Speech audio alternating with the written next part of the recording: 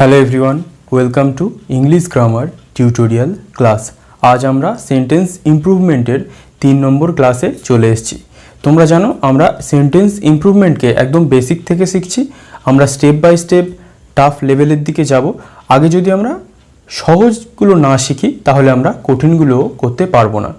তাই একটা কথা বলে রাখি, তোমরা আমার ক্লাসে একদম ধারাবাহিক ক্লাস পাবে সেন্টেন্স ইমপ্রুভমেন্টের, এবং এই ক্লাস চলতেই থাকবে যেমন এরর কারেকশনের ক্লাস চলছে। অন্য যেগুলো মেমোরাইজেশন পার্ট যেমন synonym, antonym, idioms, phrase, one word, appropriate preposition, phrasal verbs, এগুলোর কোনো ক্লাস দরকার নেই। এগুলো তোমাদের কাছে একটা কম্প্যাক্ট মেটেরিয়াল থাকলে, যেটা আমি তোমাদের প্রোভাইড করে দিয়েছি, তাহলে তোমাদের অনেক পড়তে সুবিধা হবে, তোমাদের অনেক টাইম কম খরচ হবে। কারণ 10টা সিনোনিম করতে যদি 20 মিনিট লাগে তাহলে সেখানে তোমাদের টাইমটা ওয়েস্টেজই হবে। ওই জন্য আমি সিনোনিম, অ্যান্টোনিম এইসবের ক্লাস করাই না, মেটেরিয়াল দিয়ে দিয়েছি। তাহলে আজ সেন্টেন্স ইমপ্রুভমেন্টের 3 নম্বর ক্লাস। দেখা যাক আমাদের প্রথম কোয়েশ্চেন কি বলছে। দেখো, the gentry of the town was invited. এখানে ওয়াজ ইনভাইটেডকে কি দিয়ে ইমপ্রুভ করা যায়? is invited, has been invited, were invited, no improvement। আগে দেখা যাক সেন্টেন্সের মিনিং কি বলছে। The gentry of the town মানে হচ্ছে শহরের ভদ্রলোকেদের ওয়াজ ইনভাইটেড, আমন্ত্রণ জানানো হয়েছে। জেন্ট্রি এটা হচ্ছে একটা প্লুরাল ওয়ার্ড, এটা তোমরা অবশ্যই খেয়াল রাখবে, খাতায় নোট ডাউন করে রাখো। জেন্ট্রি এটা হচ্ছে একটা প্লুরাল ওয়ার্ড, এর মানে হচ্ছে ভদ্রলোক। তাহলে যদি জেন্ট্রি প্লুরাল ওয়ার্ড হয় তাহলে তার সাথে কি ওয়াজ আমরা বসাতে পারি?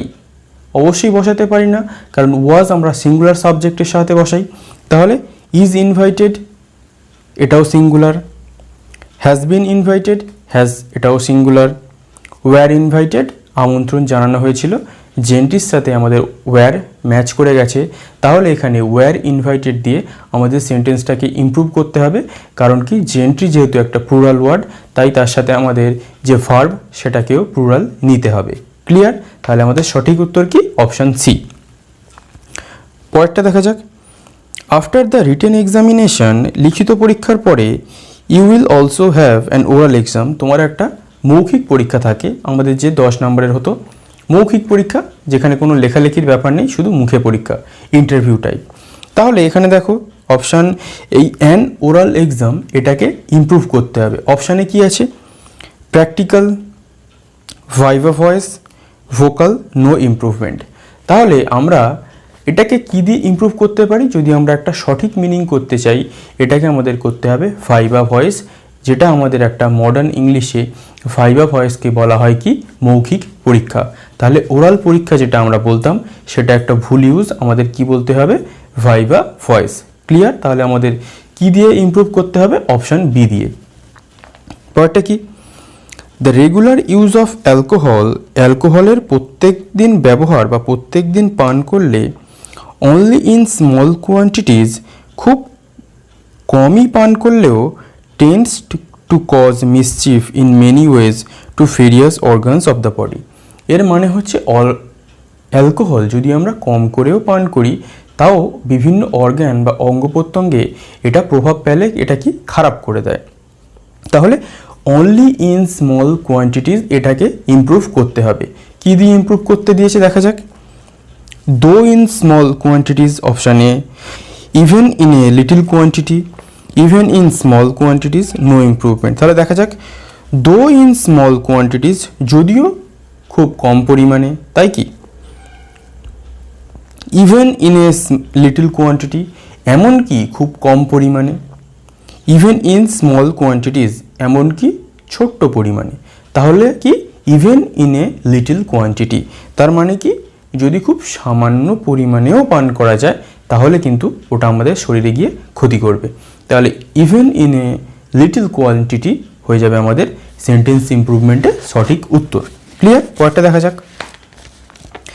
If you were the prime minister of India, যদি তুমি ভারতের প্রধানমন্ত্রী হতে, হোয়াট স্টেপ কি পদক্ষেপ উড ইউ হ্যাভ টেকেন তুমি নিয়ে থাকতে, টু এন্ড আনএমপ্লয়মেন্ট বেকারত্ব দূরীকরণে। তাহলে এখানে দেখা যাক কি বলেছে। উড ইউ হ্যাভ টেকেন, এটাকে আমাদের ইমপ্রুভ করতে হবে। কী দিয়ে ইমপ্রুভ করতে হবে? উইল ইউ টেক, তুমি নিতে। উইল ইউ বি টেকিং, তুমি নিতে থাকবে। উড ইউ টেক, তুমি নিতে। No improvement. তাহলে যদি তুমি প্রাইম মিনিস্টার হতে, তুমি একটা পদক্ষেপ নিতে। If you were the prime minister of India, what step would you take, তুমি নিতে। Would you take. Will you take কেন হবে না? কারণ if you were the prime minister, যদি তুমি প্রাইম মিনিস্টার হতে। Were, if you were the prime minister, এটা আমরা একটা কন্ডিশন বোঝাচ্ছি। তাই কন্ডিশন বোঝালে আমাদের কিন্তু উইল টেকের ব্যবহার করলে হবে না, আমাদের কি ইউজ করতে হবে? Would you take. কি উড ইউ টেক, কি এ তুমি নিতে, কি স্টেপ তুমি নিতে। তাহলে অবশ্যই এটা খেয়াল রাখবে, ইফ ইউ ওয়ার যদি আমরা কোনো একটা কল্পনার জগতে করি, পরের সেন্টেন্সটা কিন্তু উইল ইউ টেক কখনো বসাবে না, উড ইউ টেক, তুমি নিতে। ক্লিয়ার? এ হাই স্কুল স্টুডেন্ট, একটা হাই স্কুলের ছাত্র, ইজ নট ইভেন আন্ডারস্ট্যান্ডিং, এমনকি বুঝতেই পারছে না, the basic of chemistry and physics, physics আর কেমিস্ট্রির কিছুই বুঝতে পারছে না। তাহলে ইজ নট ইভেন আন্ডারস্ট্যান্ডিং এটাকে আমাদের ইমপ্রুভ করতে দিয়েছে। এটাকে আমরা কিভাবে ইমপ্রুভ করতে পারি? ডাজ নট আন্ডারস্ট্যান্ড ইভেন, একদমই বুঝতে পারে না। ওয়াজ নট ইভেন আন্ডারস্ট্যান্ডিং, বুঝতে পারছিল না। হ্যাজ ইভেন নট আন্ডারস্টুড, বুঝতে পারেনি। No improvement. তাহলে একটা হাই স্কুলের স্টুডেন্ট ফিজিক্স আর কেমিস্ট্রির বেসিক বোঝে না, এটাই হচ্ছে আমাদের মিনিং। তাহলে আমরা কি লিখব? Does not understand even. তাহলে a high school student does not understand even the basic of chemistry and physics, does not understand, বোঝে না, ইভেন দ্য বেসিক্স, এমনকি একদম বেসিক জিনিস কেমিস্ট্রি আর ফিজিক্সের সে বুঝতে পারে না। তাহলে আমাদের অপশান এ রাইট, এটা দিয়ে আমাদের ইমপ্রুভ করতে হবে। পরটা দেখা যাক। The ship ran over when it crashed into an iceberg, শিপটা রান ওভার হয়ে গেছিল। রান ওভার মানে কি আমরা জানি? কারোর ওপর দিয়ে গাড়ি চলে যাওয়া। যখন এটা একটা আইসবার্গের সাথে ধাক্কা খেয়েছিল, তাহলে শিপ কি কখনো কারোর ওপর দিয়ে চলে যেতে পারে? র্যান ওভার হয়ে যেতে পারে। র্যান ওভার তো আমরা জানি কি রাস্তায় হয়, কোনো বাস কারোর ওপর দিয়ে চলে গেল, সেটা হয়ে গেল র্যান ওভার। তাহলে এই র্যান ওভারটাকে আমাদের ইমপ্রুভ করতে হবে। দেখা যাক। গেট ওভার, গেট ওভার মানে কি? গেট ওভার মানে কি? পেরিয়ে যাওয়া। গেট ওভার, পেরিয়ে যাওয়া। গেভ আপ, ছেড়ে দেওয়া। ওয়েন্ট ডাউন, ডুবে যাওয়া। No improvement. তাহলে কি? শিপটা ওয়েন্ট ডাউন, ডুবে গেছিল যখন আইসবার্গের সাথে ক্র্যাশ করেছিল বা ধাক্কা লেগেছিল। তাহলে অপশান সি আমাদের রাইট, ওয়েন্ট ডাউন দিয়ে আমাদের সেন্টেন্সটাকে ইমপ্রুভ করতে হবে। পরেরটা দেখা যাক। হিজ ওয়াইফ ওয়াজ কন্টেনসাস, তার মানে কি? কন্টেনসাস মানে কি? যে একটা খারাপ স্বভাবের। তাহলে এটাকে আমাদের কি দিয়ে ইমপ্রুভ করতে হবে? দেখা যাক কোনটা বেশি সুইটেবল। কন্টেঞ্জিয়াস মানে কি? সংক্রামক। এই যেমন করোনা ভাইরাস, এটা একটা কন্টেঞ্জিয়াস, সংক্রামক, পাশে গেলে আমাদের হয়ে যাওয়ার সম্ভাবনা আছে। তাহলে এটা হতে পারে না নিশ্চয়ই। কোয়ারেলসাম, ঝগড়ুটে। কন্টেন্ট, সন্তুষ্ট। তাহলে কি? হিজ ওয়াইফ ওয়াজ কোয়ারেলসাম মানে কি? ঝগড়ুটে। তাহলে আমাদের কি দিয়ে এই সেন্টেন্সটাকে, এই ওয়ার্ডটাকে ইমপ্রুভ করতে হবে? Quarrelsome, option B right answer. Clear? পরেরটা দেখা যাক। হিস্টোরিয়ানস ফিলস, ঐতিহাসিকরা অনুভব করে, there is an earnest need, সেখানে খুবই প্রকৃত প্রয়োজন আছে, for the review of history text books, হিস্ট্রির যে টেক্সট বুক সেগুলোকে রিভিউ করা এভরি 5 years, প্রত্যেক 5 বছরে, and a revision of the same every 10 year, এবং প্রত্যেক 10 year সেটাকে একটা রিভিশন দেওয়া। তাহলে এই আর্নেস্ট এটাকে আমরা কি দিয়ে ইমপ্রুভ করতে পারি? দেখা যাক। Imperative, indispensable, urgent.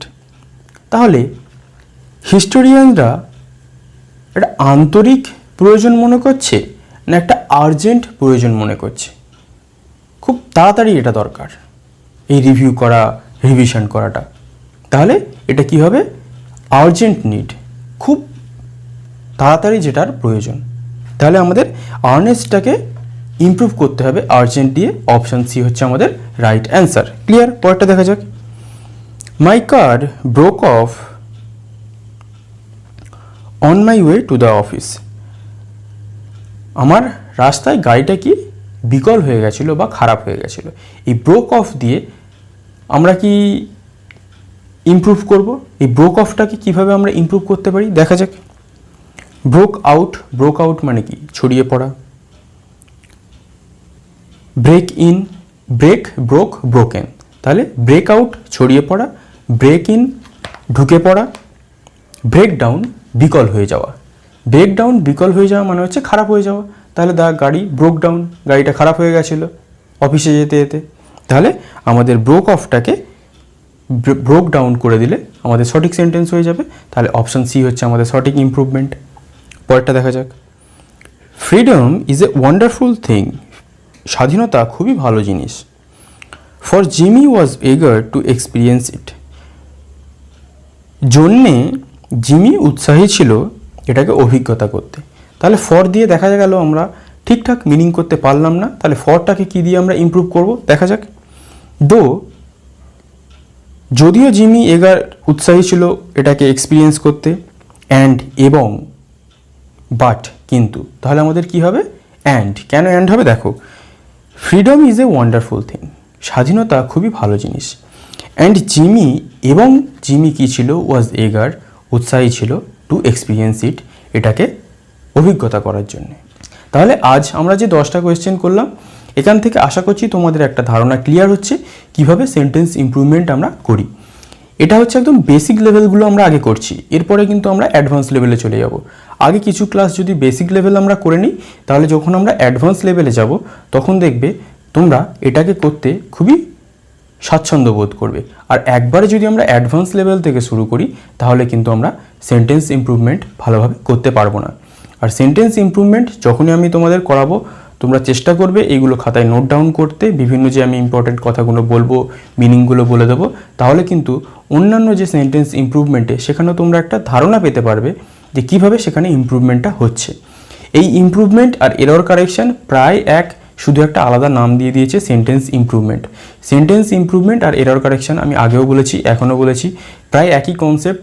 তোমরা দেখবে এরর কারেকশনও এরকম অনেক কনসেপ্ট এসে যায়। তোমরা যদি সেন্টেন্স ইমপ্রুভমেন্টও ভালো করে শিখে যাও আর এরর কারেকশনও ভালো করে শিখে যাও, তাহলে তোমরা যে কোনো অ্যান্সার ঘুরিয়ে ফিরিয়ে আসুক না কেন তোমরা ইমপ্রুভও করে দেবে, এরর কারেকশনও করে দেবে। তাহলে আজ এই পর্যন্তই, এরপরে আমরা আবার সেন্টেন্স ইমপ্রুভমেন্টের ক্লাস নিয়ে চলে আসবো। Thank you for watching.